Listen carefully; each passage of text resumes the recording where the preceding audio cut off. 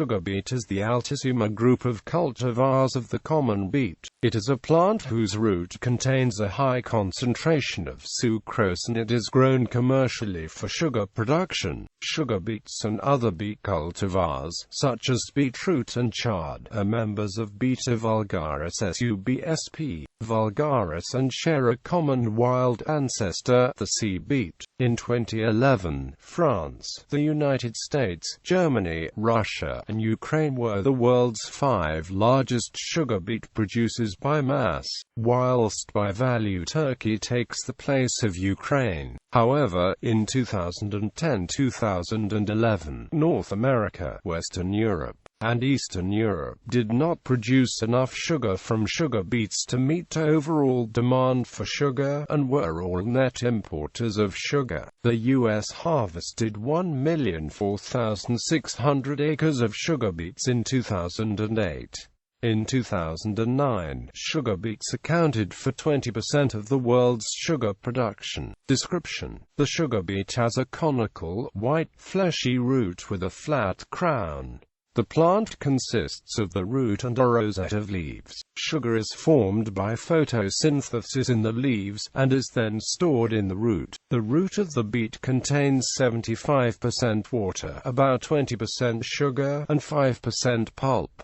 Sugar is the primary value of sugar beet as a cash crop. The pulp, insoluble in water and mainly composed of cellulose, hemicellulose, lignin, and pectin, is used in animal feed. The byproducts of the sugar beet crop, such as pulp and molasses, add another 10% to the value of the harvest. Sugar beets grow exclusively in the temperate zone, in contrast to sugarcane, which grows exclusively in the tropical and subtropical zones. The average weight of sugar beet ranges between 0.5 and 1 kilogram. Sugar beet foliage has a rich, brilliant green color and grows to a height of about 35 centimeters. The leaves are numerous and broad and grow in a tuft from the crown of the beet, which is usually level with or just above the ground surface.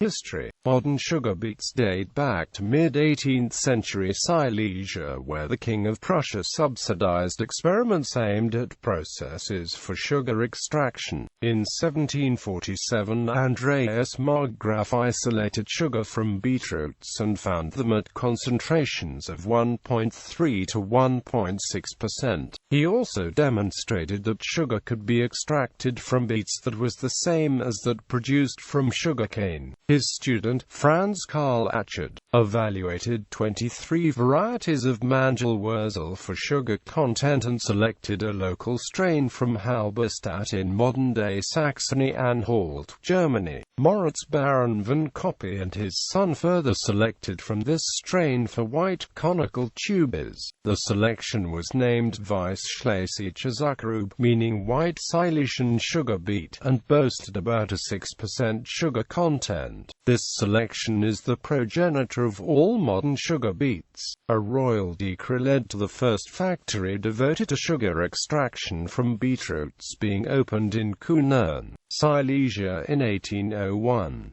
The Silesian sugar beet was soon introduced to France where Napoleon opened schools specifically for studying the plant. He also ordered that 28,000 hectares be devoted to growing the new sugar beet. This was in response to British blockades of cane sugar during the Napoleonic Wars, which ultimately stimulated the rapid growth of a European sugar beet industry. By 1840, about 5% of the world's sugar was derived from sugar beets, and by 1880 this number had risen more than tenfold to over 50%. The sugar beet was introduced to North America after 1830, with the first commercial production starting in 1879 at a farm in Alvarado, California. The sugar beet was also introduced to Chile via German settlers around 1850.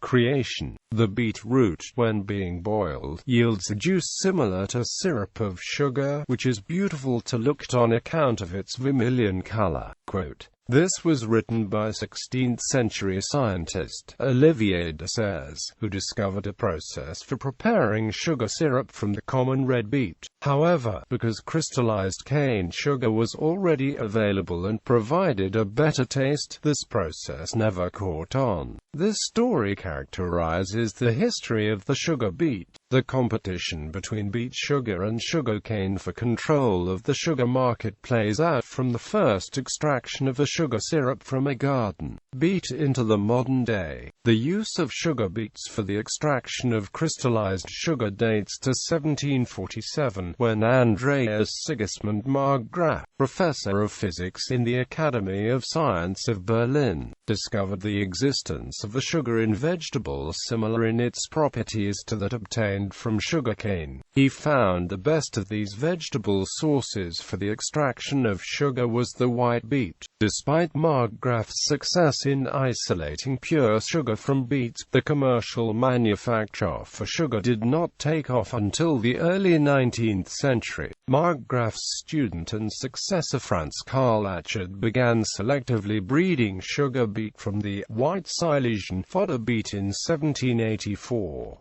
By the beginning of the 19th century, his beet was about 5 to 6% sucrose by weight, compared to around 20% in modern varieties. Under the patronage of Frederick William III of Prussia, he opened the world's first beet sugar factory in 1801, at Kuhnern in Silesia. A recent development has been the introduction of genetically modified seed varieties. In the 2009-10 crop year, GM varieties accounted for about 95% of planted area, up from about 60% in 2008-09. France. The work of Achard soon attracted the attention of Napoleon Bonaparte, who appointed a commission of scientists to go to Silesia to investigate Achard's factory. Upon the return, 2 small factories were constructed near Paris.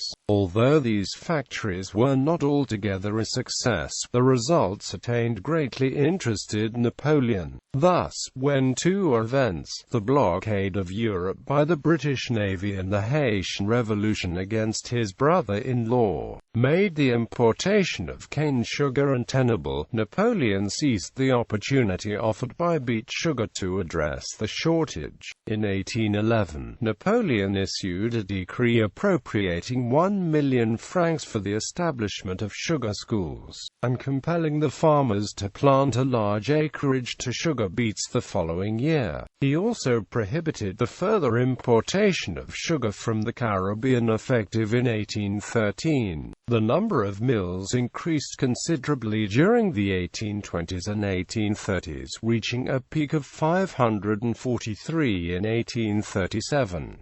The number was down to 382 in 1842, producing about 22.5 million kilos of sugar during that year. Western Europe. As a result of the French advances in sugar beet production and processing made during the Napoleonic Wars, the beet sugar industry in Europe developed rapidly. A new tax levied in Germany in 1810 prompted the experimentation to increase the sugar content of the beet. This was because the tax assessed the value of the sugar beet crop based on the unprocessed weight of the sugar beet rather than the refined sugar produced from them. By 1812, Frenchman Jean-Baptiste Queroux, working for the industrialist Benjamin de Lazert, devised a process of sugar extraction suitable for industrial application. By 1837, France had become the largest sugar beet producer in the world, a position it continued to hold in the world even into 2010. By 1837, 542 factories in France were producing 35,000 tons of sugar. However, by 1880, Germany became the largest sugar beet-to-sugar producer in the world, since the German factories processed most of the sugar beets grown in eastern France. By the 1850s, sugar beet production had reached Russia and Ukraine. This was made possible by the protection of the sugar beet industry by bounties or subsidies paid to beet sugar producers upon the export of the sugar by the respective governments. The protection provided to the sugar beet industry by these bounties caused drastic damage to the cane sugar industry and the grip on the British sugar market. The result was a reduction in the production of cane sugar, molasses and rum until 1915. During World War I, the widespread conflict destroyed large tracts of land that had served as sugar beet producers and repurposed much of the remaining sugar beet land for grain production. This resulted in a shortage that revived the shrinking cane sugar industry. United States. The first attempts at sugar beet cultivation were pursued by abolitionists in New England. The Beet Sugar Society of Philadelphia was founded in 1836 and promoted home-produced beet sugar as an alternative to the slave-produced cane sugar from the West Indies, a sugar imported from Asia but which tasted awful. However, this movement failed since the connection which the sugar beet gained with the abolitionist movement and the reputation it developed as an opposition to slave production within the United States. This meant it would never receive the federal subsidization that a sugar beet industry needed to survive. That is, until after the Civil War, when these associations would become irrelevant and only the economic feasibility of the industry remain. In the 1850s, an attempt was made in Utah by the LDS Church-owned Deseret Manufacturing Company to grow and process sugar beets. That failed for several reasons. First, the beet seeds they imported from France were not able to produce much sugar in the heavily salinized soil of Utah. Second, the cost of importing the beet seed from France ate up any possibility for profit. Finally, none of the people running the factory knew how to properly use the chemicals to separate the sugar from the beet pulp. The first successful sugar beet factory was built by E. H. Dyer at Alvarado, California in 1870, but did not see any profit until 1879. The factory survived on subsidies it gained. Since the abolitionist stigma that had held back the development of a sugar beet industry had been erased with the Civil War. After this first success in Alvarado, the sugar beet industry expanded rapidly. In 1889, Arthur Stainer and others were able to convince LDS church leaders to back a second attempt, leading to the Utah-Idaho Sugar Company. By 1914, the sugar beet industry in the United States matched the production of its European counterparts. The largest producers of beet sugar in the United States would remain California, Utah, and Nebraska until the outbreak of World War II. The majority of sugar beet farmers were Japanese Americans when they were interned during World War II. California's beet sugar production also shifted inland to states such as Idaho, Montana, North Dakota, and Utah. In many of the regions where new sugar beet farms were started during the war, farmers were unfamiliar with beet sugar cultivation, so they hired Japanese workers from internment camps who were familiar with sugar beet production to work on the farms. United Kingdom. Sugar beets were not grown on a large scale in the United Kingdom until the mid-1920s, when 17 processing factories were built, following wartime shortages of imported cane sugar. Before World War I, with its far-flung empire, the United Kingdom simply imported the sugar from the cheapest market. However, World War I had created a shortage in sugar, prompting the development of a domestic market. The first sugar beet processing factory was built at Lavenham in Suffolk in 1860, but failed after a few years without the government support its counterparts on the continent received. The Dutch built the first successful factory at Cantley in Norfolk in 1912, and it was moderately successful since, because of its Dutch backing, it received Dutch bounties. Sugar beet seed from France was listed in the annual catalogues of Gartland's agricultural plant breeders from that firm's inception in 1898 until the first of their own varieties was introduced in 1909. In 1915, the British Sugar Beet Society was formed to create an example of a domestic sugar beet industry for the purpose of obtaining government financing. 12 years later, in 1927, they succeeded. The sugar beet industry in the United Kingdom was finally subsidized, providing stability to the domestic industry that had experienced volatile shifts in profits and losses in the years since 1915. Russia. The sugar beet arrived in Russia in the 1850s as part of the general expansion east. The sugar beet's popularity also stemmed from the fact that it allowed for a domestic market in sugar. The price of imported cane sugar was particularly high in Russia, and because of this high price, the Russian beet sugar industry did not need subsidies to match or even beat the cane sugar prices. Under the Soviet government, the agricultural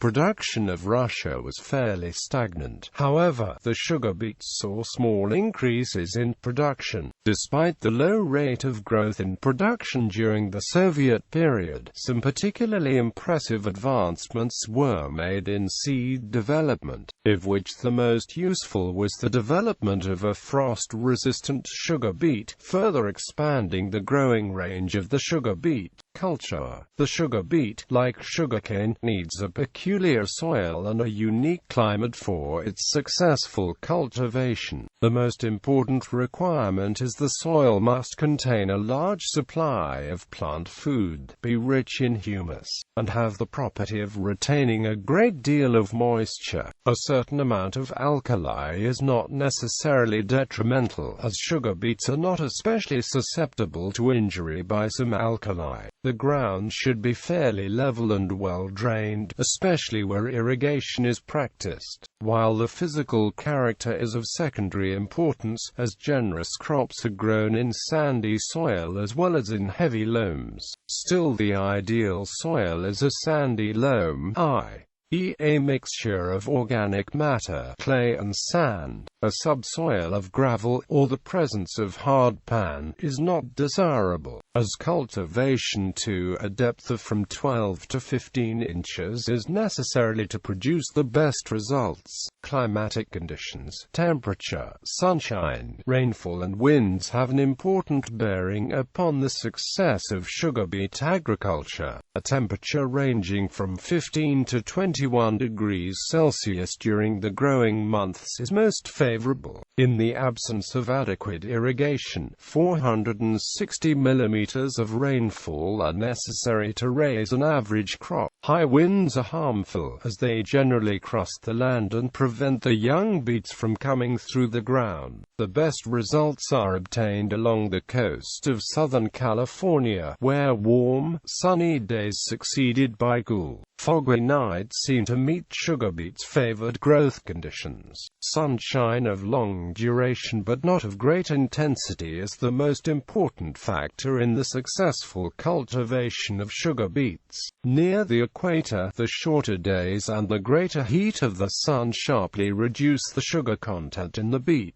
In high elevation regions such as those of Colorado and Utah, where the temperature is high during the daytime, but where the nights are cool, the quality of the sugar beet is excellent. In Michigan, the long summer days from the relatively high latitude and the influence of the Great Lakes result in satisfactory climatic conditions for sugar beet culture. Sebwang, Michigan lies in the Thumb region of Michigan. Both the region and state are major sugar beet producers. Sebwang is home to one of 3 Michigan Sugar Company factories. The town sponsors an annual Michigan Sugar Festival. To cultivate beets successfully, the land must be properly prepared. Deep plowing is the first principle of beet culture. It allows the roots to penetrate the subsoil without much obstruction, thereby preventing the beet from growing out of the ground, besides enabling it to extract considerable nourishment and moisture from the lower soil. If the latter is too hard, the roots will not penetrate it readily, and, as a result, the plant will be pushed up and out of the earth during the process of growth. A hard subsoil is impervious to water and prevents proper drainage. It should not be too loose, however, as this allows the water to pass through more freely than is desirable. Ideally, the soil should be deep, fairly fine and easily penetrable by the roots. It should also be capable of retaining moisture and at the same time admit of a free circulation of air and good drainage. Sugar beet crops exhaust the soil rapidly. Crop rotation is recommended and necessary. Normally, beets are grown in the same ground every third year. Peas beans are grain being raised the other 2 years. In most temperate climates, beets are planted in the spring and harvested in the autumn. At the northern end of its range, growing seasons as short as 100 days can produce commercially viable sugar beet crops. In warmer climates, such as in California's Imperial Valley, sugar beets are a winter crop planted in the autumn and harvested in the spring. In recent years, Syngenta has developed the so-called tropical sugar beet. It allows the plant to grow in tropical and subtropical regions. Beets are planted from a small seed. 1 kilogram of beet seed comprises 100,000 seeds and will plant over 1 hectare of ground. 1 pound is 0.454 kilograms will plant about 1 acre or 0.40 hectares. Until the latter half of the 20th century, sugar beet production was highly labor-intensive, as weed control was managed by densely planting the crop, which then had to be manually thinned 2 or 3 times with a hoe during the growing season.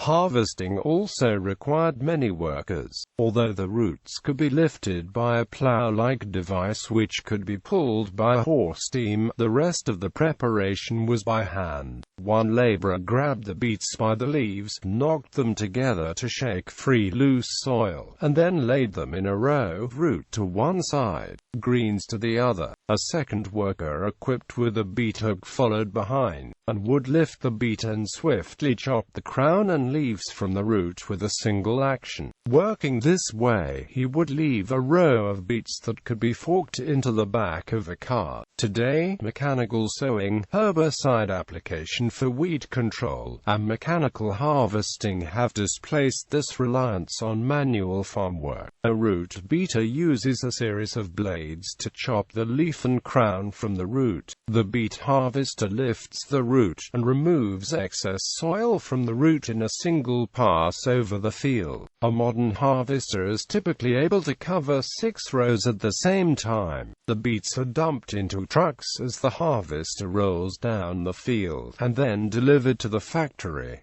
The conveyor then removes more soil. If the beets are to be left for later delivery, they are formed into clamps. Straw bales are used to shield the beets from the weather, provided the clamp is well built with the right amount of ventilation. The beets do not significantly deteriorate. Beets that freeze and then defrost produce complex carbohydrates that cause severe production problems in the factory. In the UK, loads may be hand-examined at the factory gate before being accepted. In the US, the full harvest begins with the first hard frost, which arrests photosynthesis and the further growth of the root. Depending on the local climate, it may be carried out over the course of a few weeks or be prolonged throughout the winter months. The harvest and processing of the beet is referred to as the campaign, reflecting the organization required to deliver the crop at a steady rate to processing factories that run 24 hours a day for the duration of the harvest and processing. In the Netherlands, this period is known as de Bijen campaign, a time to be careful when driving on local roads in the area while the beets are being grown, because the naturally high clay content of the soil tends to cause slippery roads when soil falls from the trailers during transport. Production statistics. The world harvested 250,191,362 metric tons of sugar beets in 2013. The world's largest producer was Russia, with a 39,321,161 metric tons harvest. The average yield of sugar beet crops worldwide was 58.2 tons per hectare. The most productive sugar beet farms in the world, in 2010, were in Chile, with a nationwide average yield of 87.3 tons per hectare. Imperial Valley farmers have achieved yields of about 160 tons per hectare and over 26 tons sugar per hectare. Imperial Valley farms benefit from high intensities of incident sunlight and intensive use of irrigation and fertilizers. The sugar industry in the EU came under bureaucratic pressure in 2006 and ultimately resulted in the loss of 20,000 jobs, although many factories, as detailed in a later 2010 EU audit, were found to have been mistakenly shut down, as they were profitable without government intervention. Western Europe and Eastern Europe did not produce enough sugar from sugar beets to meet overall demand for sugar in 2010-2011, and were net importers of sugar.